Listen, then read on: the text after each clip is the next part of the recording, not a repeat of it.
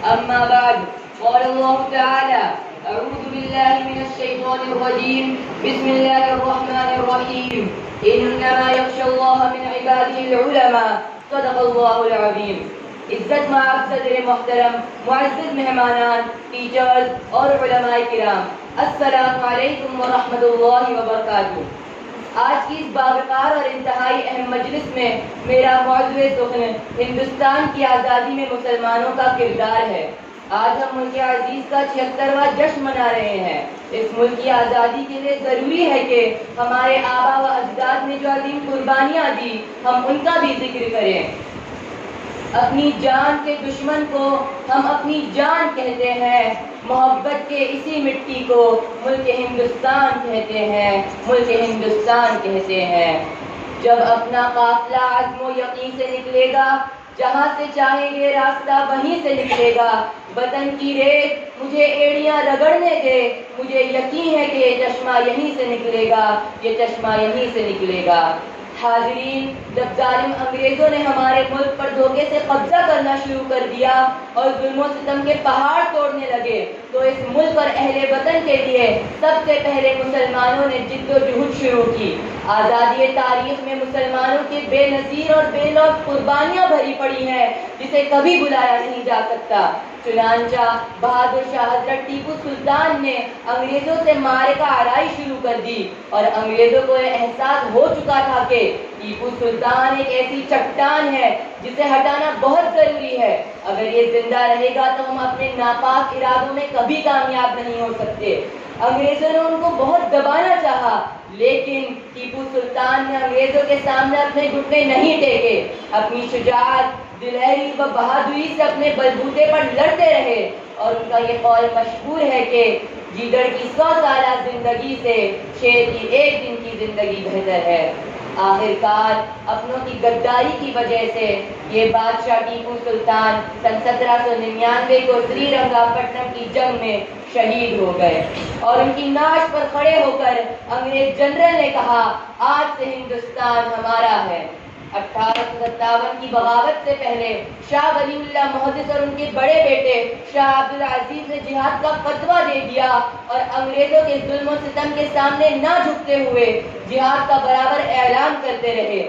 سید احمد شہید اور شاہ اسماعیل شہید نے تحریک کا آغاز دہلی کی مسجد سے کیا۔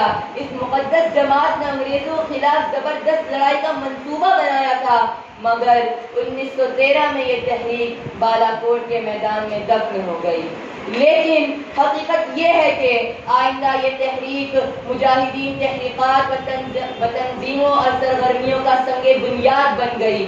1857 کی بغاوت کا انگریزوں نے مسلمانوں سے سخت انتقام لیا، ان کے محلے اجاڑ دیے، ان پہ ناحق گولیاں چلائی، ان کے مساجد ویران کر دیے، انہیں توپ میں داغ دیا۔ بہادر شاہ ظفر کو بغاوت کے جرم میں مجرم قرار دے کر ان کو جلا وطن کر دیا گیا۔ مولانا محمد علی جوہر، مولانا شوکت علی نے آزادی کے خاطر بہت سی دردناک سزاؤں کو برداشت کیا۔ مولانا آزاد انگریزوں کے خلاف ہمیشہ آواز بلند کرتے اور کہتے تھے: ہمارے پاس ترقی کے 2 ہی راہیں ہیں، برطانوی حکومت ناانصافی سے باز آ جائے، اور اگر باز نہیں آ سکتی تو مٹا دی جائے۔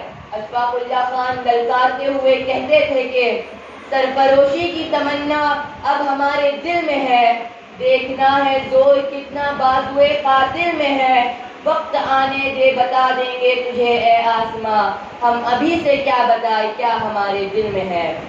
وہ ہستیاں جنہوں نے آزادی میں اہم کردار نبھایا اور اپنی جان و مال کی قربانی دی، ان میں اشفاق اللہ خان، شاہ ولی اللہ محدث، شاہ عبدالعزیز، مولانا محمد قاسم نانوتوی، مولانا محمود الحسن، مولانا حسن احمد مدنی، امام الہند مولانا ابوالکلام آزاد، اور ان کے علاوہ تمام لاکھوں مسلمانوں نے آزادی کے لیے اپنا خون بہایا۔ اور آج اسی ہندوستان میں مسلمان پریشان ہے، وہ ہندوستان جس کی حریت کے باغوں کو مسلمانوں نے اپنے خون سے سینچا تھا، بے پناہ قربانیوں کے ذریعے پروان چڑھایا تھا۔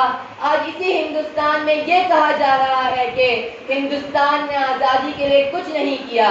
ہم کہتے ہیں کہ جب گلستاں کو خون کی ضرورت پڑی، سب سے پہلے ہی گردن ہماری کٹی، اب کہتے ہیں ہم سے اہل چمن، یہ چمن ہے ہمارا تمہارا نہیں۔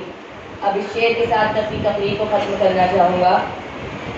مذہب کے نام پر ظلم و ستم ہم نہیں کرتے، وفا کی آڑ میں سیاست ہم نہیں کرتے۔